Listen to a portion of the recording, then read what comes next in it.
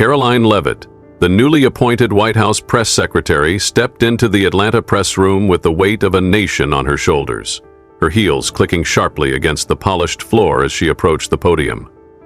At 28, she was a rising star in political circles, known for her razor-sharp wit and unyielding resolve, but today's briefing was no ordinary test. It was a crucible forged by an escalating energy crisis that had gripped the country. Gas prices had soared to record highs. Fuel stations stood barren from coast to coast, and the public teetered on the edge of panic, desperate for answers as winter loomed. The room buzzed with restless energy, a dense thicket of cameras lining the back wall, their lenses glinting like the eyes of predators tracking prey, while rows of journalists shifted in their seats, pens poised over notepads, their anticipation palpable in the humid Georgia air. Karoline adjusted her stance, her dark blazer crisp against the podium's wood, and leaned into the microphone with a steady voice that belied the storm brewing within her. She was ready to face the onslaught. Or so she thought. "Good afternoon, everyone," he began, her tone measured yet firm, launching into a concise outline of the administration's emergency plan. Fuel subsidies for low-income families, negotiations with oil and gas giants to boost supply, and a pledge to keep the public informed every step of the way. Hands shot up before she could finish her sentence, a forest of arms waving for attention, and she pointed to a veteran correspondent from a national outlet who asked about the timeline for relief. Karoline responded with precision, citing projected delivery dates and reserve statistics, her confidence radiating as she navigated the familiar rhythm of the press corps. Another question followed, this one probing the cost of the subsidies, and she handled it with the same fluency, her answers crisp and data-driven, a testament to the hours she'd spent preparing for this moment. But then the atmosphere shifted, a subtle ripple cutting through the room's hum, as Sarah Torres, a freelance reporter with a reputation for incendiary exposés targeting the administration, rose from her seat in the front row, her posture defiant, her eyes locked on Karoline like a hunter sizing up a challenge. Without waiting for her turn, Sarah's voice sliced through the air, loud and unapologetic. "Is the administration hiding secret deals with oil conglomerates to prioritize profits over the people?" The question landed like a thunderclap, drawing sharp breaths from the crowd, and Karoline felt the temperature in the room spike, though her expression remained a mask of calm. She tilted her head slightly, meeting Sarah's gaze, and replied evenly, "There's no evidence to support that claim. Our focus is on stabilizing supply for every American, not padding corporate bottom lines." Her words were steady, authoritative, but Sarah wasn't deterred. She pressed forward, repeating the accusation with a sharper edge. "No evidence? Or just none you'll admit to? The people deserve the truth. Aren't you hiding something?" Her voice grew louder, more insistent, each iteration of the question laced with a taunting undertone that set the other reporters murmuring, their pens scratching faster as they sensed a story unfolding. Karoline's jaw tightened imperceptibly, a flicker of strain passing through her hazel eyes. But she held her ground, her response unwavering. "I've addressed that. The administration's priority is clear, and we're acting in the public's interest, not anyone else's." Yet Sarah kept going, her tone escalating into a near shout. "If it's so clear, why dodge the specifics? What are you afraid of?" The room tilted into unease, the murmurs swelling into a low buzz as heads turned, some journalists exchanging glances, others leaning forward, caught between discomfort and intrigue at the brewing showdown. Karoline exhaled slowly, her fingers brushing the podium's edge, knowing this was no longer just a briefing. It was a gauntlet, and Sarah had thrown it down with relish. The air thickened, charged with the promise of confrontation, and every camera in the room zeroed in, ready to capture what came next. So, here's the question for you. If you were Karoline, facing a reporter hell-bent on derailing the conversation, how would you handle it? Drop your thoughts in the comments below. I'm curious to hear how you'd navigate this mess. The press room in Atlanta crackled with tension as Sarah Torres seized the moment, her voice rising above the murmurs like a blade cutting through fabric, unrelenting in its pursuit of a chink in Karoline Leavitt's armor. She leaned forward, her dark hair falling across one shoulder, and declared, I've got word of an unverified report claiming this administration signed a secret contract with Titan Oil, a deal that shafts rural communities in favor of corporate profits. Care to comment on that, Ms. Leavitt?" The accusation hung heavy, a spark igniting the dry tinder of the room, and Karoline felt the weight of every lens shift toward her, though her face remained a study in composure. She shot back, "If you've got a report, name your source. We're not here to chase shadows, we're here to talk facts." Sarah's lips curled into a smirk, her eyes glinting with defiance as she countered, "My sources are more reliable than anything you're willing to admit. Why should we trust your word over theirs?" The other journalists, sensing blood in the water, scribbled furiously, their pens racing across notepads while the air thickened with a restless electric charge.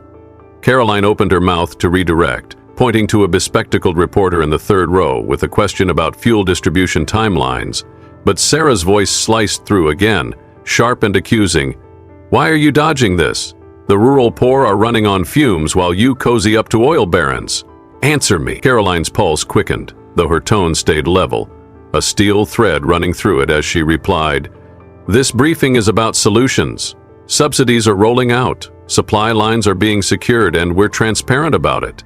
If you want to debate rumors, that's not what today's for." She gestured again to the other reporter who began to speak, only for Sarah to interrupt once more, her volume climbing.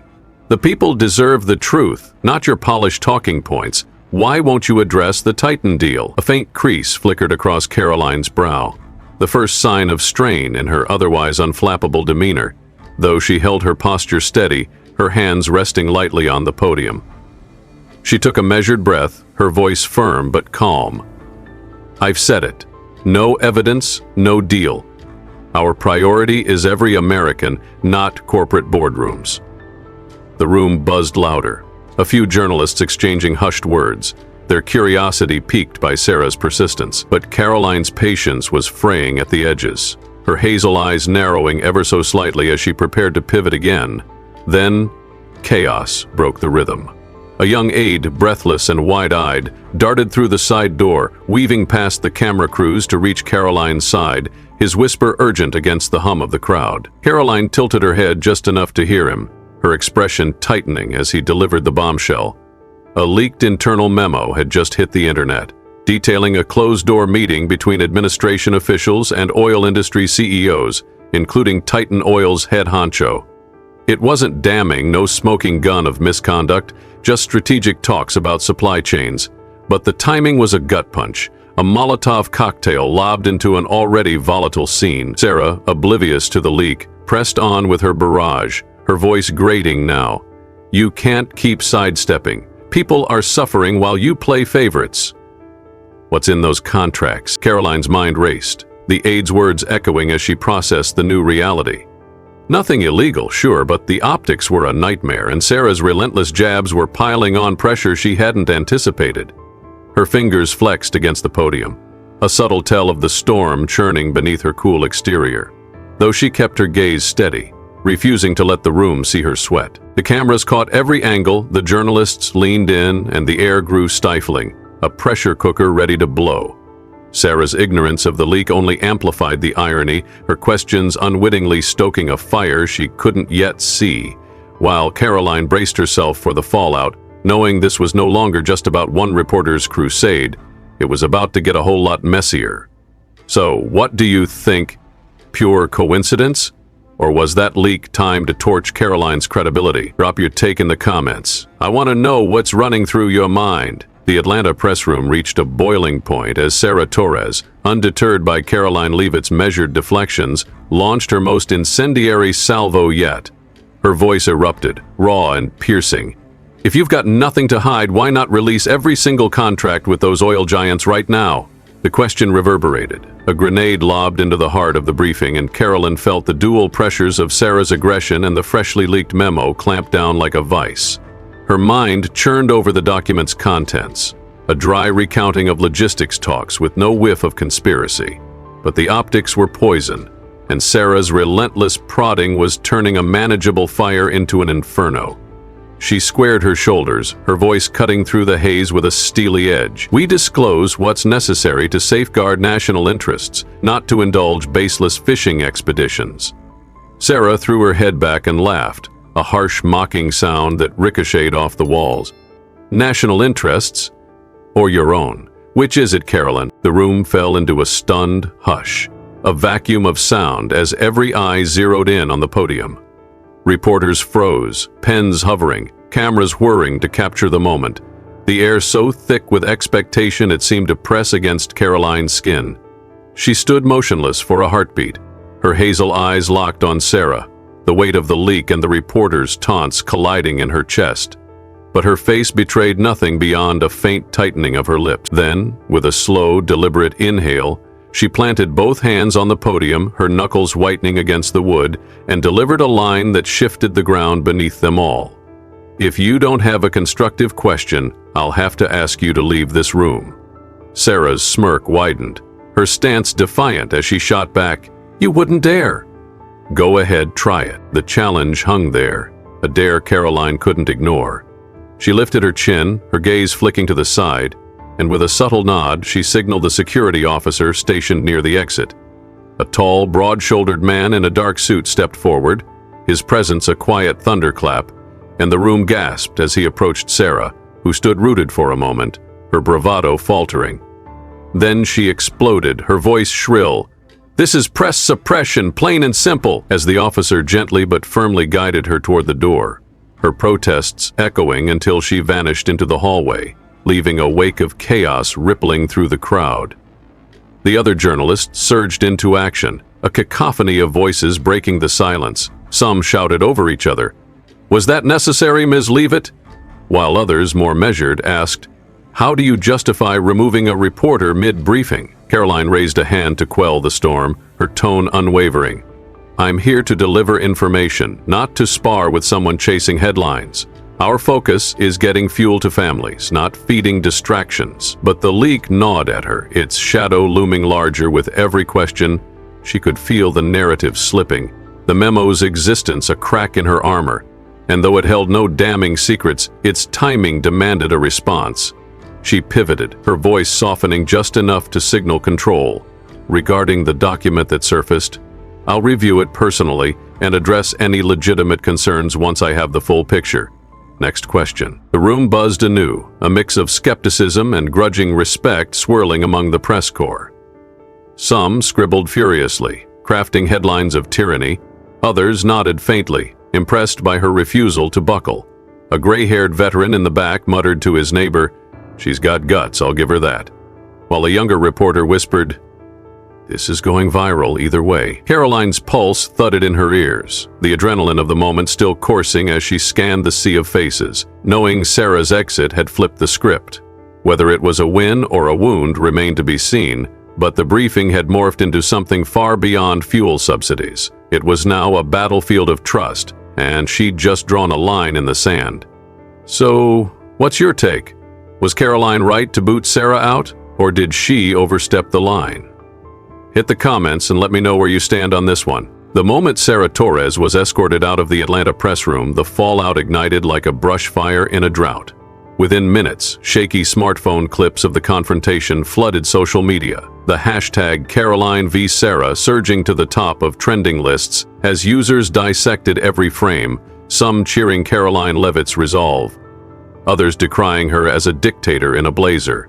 By nightfall, Sarah was perched in a brightly lit studio on a cable news network, her voice trembling with rehearsed indignation as she declared, "This is a body blow to press freedom. An administration scared of tough questions will stop at nothing to silence us." Her words amplified by pundits who nodded gravely, milking the drama for ratings. Meanwhile, behind closed doors, Karoline's team scrambled into an emergency huddle, their laptops glowing in a dimly lit office as they pored over the leaked memo that had blindsided her mid-briefing.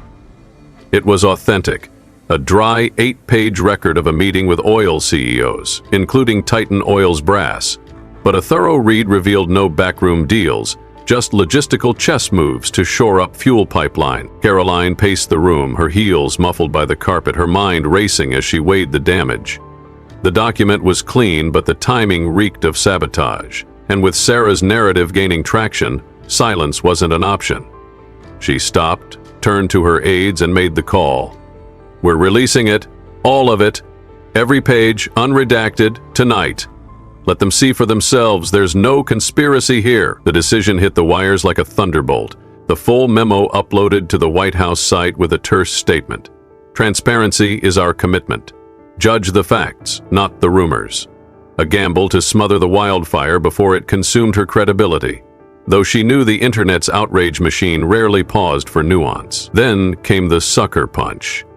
As the team monitored the fallout, a junior staffer named Ethan Caldwell, a wiry 25-year-old with a mop of brown hair and a perpetual nervous tic, shuffled into Karoline's office, his eyes darting to the floor as he confessed, "I leaked it.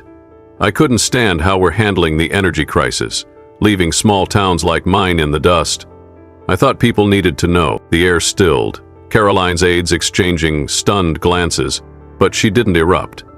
Instead, she fixed him with a stare that could melt steel, her voice low and deliberate. "You didn't just betray me, you betrayed everyone counting on us. But you're not off the hook. You're going to fix this with me." In a private meeting that stretched past midnight, she grilled him, not with threats but with questions, piecing together his motives, disillusionment, not malice, and then dropped a bombshell of her own. "You're coming out there with me, Ethan. We'll face the press together, and you'll tell them why you did it." It was a high-stakes play, turning a traitor into an unwilling partner, a move born of desperation and defiance. She'd show the world she wasn't hiding, not from Sarah, not from leaks, not from her own team's fractures. The next morning, a press release announced a follow-up briefing, promising answers and accountability, with Ethan's name in bold. The public's reaction splintered like glass under a hammer. Online, some hailed Karoline as a master strategist, a leader bold enough to bear her flaws, with posts like, "She's owning it, respect," while others sneered. "This is damage control dressed up as bravery. She's still dodging the real questions." Their skepticism fueled by Sarah's relentless TV circuit, though her thunder began to fade as the spotlight swiveled to the memo and Ethan's betrayal. Forums buzzed with debates over the document's mundanity. Page after page of pipeline schedules and fuel quotas. No smoking gun. Yet the story morphed into something bigger. Was Karoline a victim of her own staff, or a puppet master spinning a new tale? Sarah, blindsided by this curveball, tried to pivot, tweeting, "A leaker doesn't absolve her secrecy." But the public's attention drifted, snagged by Ethan's looming confession and the raw spectacle of an administration cracking open its own ribs. Karoline watched the metrics climb, millions of views, thousands of shares. Knowing she'd shifted the battlefield, if not won the war, her gamble wresting the narrative from Sarah's grip, though the cost was a trust she'd have to rebuild, brick by bruising brick. So, here's the big one. Karoline turned her backstabber into a chance to shine. Do you buy her approach, or is it just a slick dodge? Share your thoughts in the comments. I'm dying to see where you land on this twist. A week after Sarah Torres's dramatic exit and Ethan Caldwell's confession rocked the headlines, Karoline Leavitt stood once more at the podium in the Atlanta press room, the air cooler now, less charged with raw hostility, though the weight of scrutiny still pressed against her like a second skin. She'd spent sleepless nights with her team, dissecting the leaked memo, crafting a response that could claw back trust from a public battered by doubt. This time, Ethan stood beside her, his face pale and drawn, a reluctant figure in a cheap suit, his presence a living testament to her gamble. As she launched into the second briefing, her voice steady but softer. We're here to set the record straight. Here's the memo, here's the energy plan, and here's what went wrong. She walked the room through the document's dry details. Dates, routes, quotas. No shadowy deals, just a blueprint to keep gas flowing. And she didn't flinch when she admitted, we fumbled the internal messaging, that's on us, but there was never intent to hide. This administration is about results, not secrets. Ethan, prodded by a sharp glance, stumbled through his piece, his voice cracking as he explained, I leaked it because I thought rural folks like my family were being ignored. I was wrong about the intent, and I'm sorry." His words raw, unpolished, a stark contrast to Karoline's polish, and the cameras ate it up, zooming in on his fidgeting hands as reporters scribbled, some nodding, others narrowing their eyes. Sarah tried to claw back relevance, firing off tweets like, "A staged apology doesn't erase the cover-up," but the tide had shifted. The story wasn't hers anymore. It was about transparency, accountability, and the messy human stakes behind a crisis. And Karoline felt a flicker of relief as polls trickled in, showing a chunk of the public warming to her candor. Though skeptics still lingered, grumbling about political theater. That shift birthed the lesson she hadn't anticipated when this all began. Transparency wasn't just dumping every file onto the internet, a reckless flood of data for the wolves to tear apart. It was about framing the truth with purpose, delivering it with a steady hand so it built bridges instead of burning them. And Karoline saw it now, clear as daylight. Dodging Sarah's barbs had only fanned the flames, but facing the leak head-on, flaws and all, had doused them. She'd learned that sincerity, not control, was the key to navigating a storm like this, a revelation that set this saga apart from her old playbook of stonewalling and spin. It wasn't about winning a shouting match or silencing a critic. It was about earning trust, a currency rarer than oil in these fractured times. And as she watched Ethan field a gentle question from a local reporter, she realized this was the pivot she'd needed. Not just to survive, but to grow into the role she'd been thrust into. The briefing wrapped, and Karoline stepped back from the podium, the glare of the lights fading as she slipped into the shadows of the wings, her shoulders loosening for the first time in days. She knew the war with the media would never end, a relentless churn of headlines and hot takes waiting to pounce on her next misstep. But she'd rewritten the rules of engagement. It wasn't about outlasting Sarah or outsmarting Ethan's betrayal. It was about shaping the story on her terms, letting the public peek behind the curtain and decide for themselves. A strategy that felt less like a shield and more like a handshake.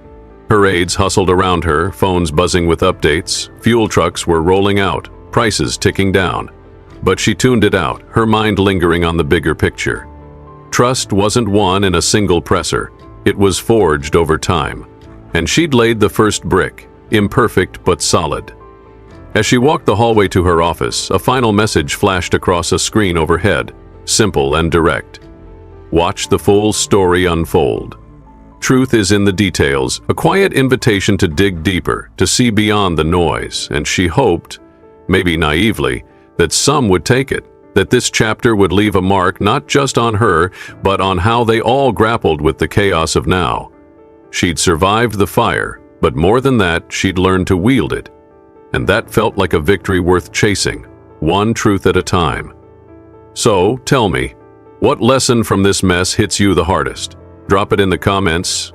I'm all ears for what sticks with you. In the days following Karoline Leavitt's second press conference, the echoes of her showdown with Sarah Torres and Ethan Caldwell's public mea culpa rippled far beyond the Atlanta press room, igniting a firestorm of debate across online forums, newsrooms, and dinner tables.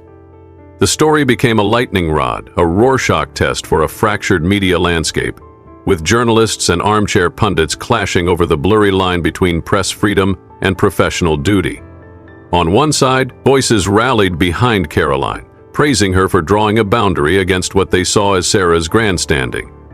Posts on X lauded her grit, one user writing, "Finally someone shutting down the chaos merchants masquerading as reporters," while a veteran columnist penned an op-ed titled, "Discipline Isn't Censorship," arguing that unchecked provocation eroded the craft's credibility. Yet others clung to Sarah's banner, casting her as a martyr for a stifled Fourth Estate. A progressive blogger insisted, "She's the voice they don't want us to hear." Karoline's move was a power grab, pure and simple, and a petition circled, demanding an apology for silencing dissent, though its traction waned as the fuel crisis itself began to ease. Karoline's plan, subsidies, supply deals, transparency, started bearing fruit. Gas stations refilling, prices dipping, the public's panic softening into cautious relief. a quiet vindication that shifted some focus from the drama to the results. Though the chatter online refused to die, a stew of memes and hot takes keeping Karoline Eva's Sarah alive. From photoshopped images of Karoline as a sheriff corralling a wild Sarah, to viral clips of Ethan's shaky apology, dissected for sincerity. Amid the noise, Karoline found herself alone one evening in her office, the hum of the city muted beyond the window as she sat with a cold cup of coffee, her mind replaying the whirlwind. She wondered in that rare stillness if she could have played it differently. More patience with Sarah's barrage, a faster leap to openness before the leak forced her hand, a gentler rein on Ethan's rebellion. Her fingers traced the edge of her desk, her hazel eyes distant as she weighed the what-ifs. But then clarity cut through the haze. She shook her head, a faint smile tugging at her lips, concluding that in this era of information overload, where every bite could twist into a weapon, sometimes you had to plant a flag, not just to win, but to keep the whole damn game from collapsing into anarchy. Sarah's exit, Ethan's exposure, the memo's release. They weren't perfect moves, but they were hers, and they'd held the line, maybe even bent it toward something better. The bigger picture loomed now, beyond her own survival. This wasn't just about one briefing or one crisis. It was about how truth got carved out of the mess, how trust hung in the balance when noise drowned out facts. The fuel trucks rolling out were proof her team could deliver, but the real legacy was the debate she'd sparked. People weren't just arguing about oil anymore. They were wrestling with what journalism meant, what leadership demanded. And that felt heavier, more enduring than any hashtag. She stood, stretching her shoulders, and glanced at her phone. Notifications still trickled in, but the storm was settling, and she knew the next one was never far off. For now, she'd leave them with this. Truth matters, but so does how we tell it. A parting shot to linger in their minds, a nudge to watch the full saga, to sift through the details themselves and see what stuck. So, here's your turn. What do you think today's media should chase? Raw truth or raw attention? Hit the comments with your take, and if you're hooked on stories like this, smash that subscribe button for more.